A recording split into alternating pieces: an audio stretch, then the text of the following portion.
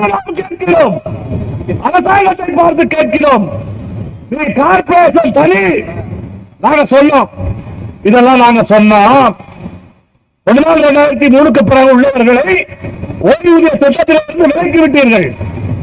இதனால் இந்த பென்ஷனுக்கு பாதிப்பு ஏற்படும். 2015 பிறகு இந்த பென்ஷன் ரொம்ப சிக்கல்ல மாட்டோம் அப்படின்னு நாங்க சொன்னோம். 2007 முன்னாடியே சொன்னோம். நீங்க என்ன செஞ்சீங்க? 2007 ஒரு குழுவை போட்டீர்கள். அந்த குழு ஒரு ரெக்கமெண்டேஷன் அரசாங்கத்துக்கு கொடுத்துச்சு. இன்ன தேதி வரை அந்த ரெக்கமெண்டேஷனை நீ நிறைவேற்றல. திருப்பி பேச்சுவார்த்தையில பேசலாம், திருப்பி பேச்சுவார்த்தையில பேசினோம். என்ன பேசலாம்? சிக்கல்ல மாட்ட போது பணம் இருக்காது என்று சொன்ன உடனே நீங்கள் என்ன சொன்னீர்கள்?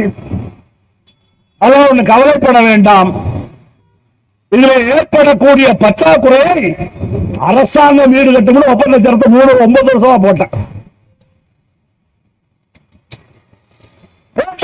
ஒத்த பைசாவை கொடுக்கல. ஒப்பந்தம் போட்டு என்ன பிரயோஜனம்? இது நம்ம எல்லாம் இதை பேசி இருக்கிறோம். 2005 பேசிருக்கோம், 2007 பேசியிருக்கோம், 2010 பேசி இருக்கிறோம், 13 பேசியிருக்கோம், 15 பேசி இருக்கிறோம், 22 பேசி இருக்கிறோம். எல்லாம் போட்டு ஒப்பந்தம் எல்லாம் இருக்குது. நம்ம ஓய்வு பெற்ற தொழிலாளிக்கு ஆதங்கம், சங்கங்கள் எல்லாத்தையும் தொழிற்சங்கம்னு சொல்லி இந்த திங்க திருவாத்தான் நெல்லு கொடுப்போம்னு சொல்லுவாங்கல்ல, போராட்டம் கேட்டா அவங்க சரி ரைட்டு, அவங்கள பத்தி நம்ம பேசலாம்.